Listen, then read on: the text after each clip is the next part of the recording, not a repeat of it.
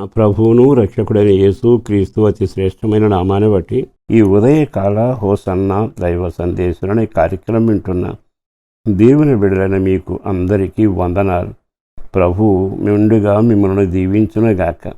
మీకు ఓ విషయం చెప్పాలని కోరుకుంటున్నాం. ప్రతి నెల 15వ తేదీ రాత్రి 9 గంటల నుండి సంపూర్ణ రాత్రి ప్రార్థనా కార్యక్రమం కొన్ని సంవత్సరాలుగా జరిపించడానికి ప్రభు కృప చూపుతున్నారు. వేల సంఖ్యలో పాలు పొందుతారు. కుల మత సంఘ భేదాలు లేకుండా అందరూ కలిసి ప్రార్థించి ముండి సమస్యలకు జవాబు పొంది వాక్యం ద్వారా దీవించబడుతూ సహవాసంలో అభివృద్ధి పొందుతూ ఆ ప్రార్థనాత్మ చేత నింపబడుతూ వర్ధిల్లుతున్నారు. మిమ్మల్ని అందరినీ ప్రేమపూర్వకంగా మేము ఆహ్వానిస్తున్నాం. మీ సమస్యలన్నిటికీ మా సమస్యలన్నిటికీ కలిసి ప్రార్థన చేయబోతున్నాం. అది మీకు తెలియజేయడానికి మిమ్మల్ని ఆహ్వానించడానికి హృదయపూర్వకంగా సంతోషిస్తున్నాం. తప్పక కార్యక్రమంలో పాలు పొందండి. మీకు ఒక వాక్యాన్ని జ్ఞాపకం చేస్తాను. సామెతల గ్రంథం 11వ అధ్యాయము 5వ వాక్యంలో చక్కని మాట రాయబడింది. నీతిమంతుల నీతి వారి మార్గమును సరళము చేయును. ఇక్కడ మీకు ఒక మాట చెబుతాను. మార్గాల్లో ఆటంకాలు కానీ, ఆలోచనలు అవరోధంలో కానీ, ప్రయత్నాల్లో విఫలం కానీ, తాగవలసింది ఆగిపోయినా, ఎదగవలసింది నిలిచిపోయినా, చికాకులతో జీవితం గందరగోళం అవుతుంది. అంతేకాదుగా భయంకరమైన బాధ అనుభవిస్తాం. ఏమిటోనండి నాకు కలిసి రాలేదు, ఎక్కడికి వెళ్ళినా అంత ఎదురొస్తుంది అని అంటున్నారు. కానీ ఒక్కడ మాత్రం బైబిల్ నేర్పే సత్యం ఏంటో తెలుసా? నీ వ్యక్తిగత జీవితంలో నీ మార్గాలన్నీ సరళం కావాలి.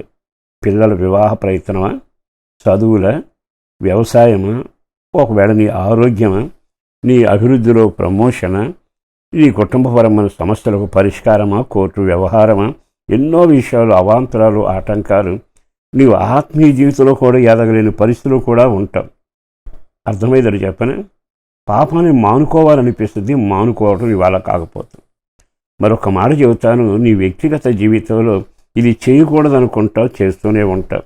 అంటే అన్నీ శారీరకంగా కుటుంబపరంగా అవరోధాలు ఎక్కువగా వస్తున్నాయిగా. మరి పరిష్కారం ఏమిటి? మనకు రోజులు బాగోలేదా? మన ప్రయత్నంలో ఎవరైనా ఎదురు రాలేదా? ఎందుకు ఇలా? అసలు విషయం ఏంటంటే బైబిల్లో ఉంది, యథార్థవంతుల నీతి వారి మార్గాన్ని సరళం చేస్తుంది అని. ఇక్కడ రాయబడిన మాట యథార్థవంతుల నీతి. నీతి, దుర్నీతి అని 2 పదాలు మనం ఎరుగుదాం. భక్తిహీనులకు దుర్నీతి ఉంటుంది, యథార్థవంతులకు నీతి ఉంటుంది. మళ్ళా చెప్పనా?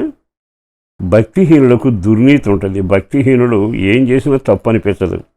అడ్డంగా సంపాదించిన, అబద్ధ సాక్ష్యం చెప్పిన, దోచుకోవడమైనా, సరిహద్దులు తప్పించడమైనా, విధవరాలు సొమ్ము దోచుకోవడమైనా, ఏమైనా వాళ్ళు చేయగలిగినవారు. భక్తిహీనుల లక్షణాల గురించి నేను చెప్పనక్కర్లేదు. కానీ ఒక వ్యక్తి ఎప్పుడైతే యథార్థవంతుడిగా జీవిస్తాడో ఆ యథార్థతలో నీతి పుడుతుంది. ఆ నీతి వాళ్ళ మార్గాన్ని సరళం చేస్తుంది. అంటే మరలా చెబుతాను, అసలు మనం యథార్థవంతులు అని చెప్పగలిగిన ధైర్యం ఎవరికుంది భూమి మీద? ఎవరికీ లేదుగా. అయితే యథార్థవంతులుగా మనల్ని దేవుడు మొదట్లో చేశాడు. కానీ మన మార్గాలు మనం చెరిపి వేసుకున్నాం. అయినా కోపపడక ఆయన అంటాడు కదా, మరలా తిరిగి మీరు భక్తిహీనుడై పడిపోయినా మరలా యథార్థవంతులుగా మారుస్తానని చెప్పి ఈ యథార్థమైన జీవితం ఇవ్వటానికి, గతకాలపు భక్తిహీనత నుంచి బయటపడడానికి యేసు అనే దేవుడు శిలువలో తన అమూల్యమైన రక్తాన్ని కార్చాడు. ఆయన రక్తం ద్వారా ఎప్పుడైతే కడగబడి ఆయన దగ్గరకు వెళ్ళి, అయ్యా నేను యథార్థంగా జీవించలేకపోతున్నాను అంటే కడిగి క్షమించి నీకు యథార్థమైన జీవితాన్ని ఇస్తాడు. పాప సంబంధమైన ఆలోచనలు, వ్యవహారాలన్నీ లయపరుస్తాడు. ఆ తర్వాత ఏమవుతుంది తెలుసా? అప్పుడు దేవుని మాట ప్రకారం వాక్యానుసారంగా యథార్థంగా నడుస్తావు. అప్పుడు మనస్సాక్షి లోపల పనిచేస్తుంది. ఏమని? నువ్వు చేస్తున్నది తప్పు, నువ్వు మాట్లాడుతున్నది తప్పు, నువ్వు చేసిన కార్యం అసహ్యం అనిపిస్తుంది. అప్పుడు మనిషి యథార్థంగా నడవటానికి వాక్య వెలుగులో వెడతాడు. ఆ తర్వాత అతను నీతి బయలుదేరుతుంది. ఆ నీతట కోటలాగా, కొండలాగా, చేతిలోని ఆయుధంలాగా మన మార్గాలన్నీ సరళం చేస్తూ వెళుతుంది. మనం అనుకునేదంటే ఎవరన్నొచ్చి మార్గం సరళం చేస్తే బాగుండని. కొన్నిసార్లు ఏమనుకుంటాం, ఈ అవరోధాలు మనం దాటలేమని. కానీ బలగం అక్కర్లా, బంధుత్వం అక్కర్లా, కానీ దేవుని సందులో యథార్థ జీవితమే నీ నీతికి మూలం.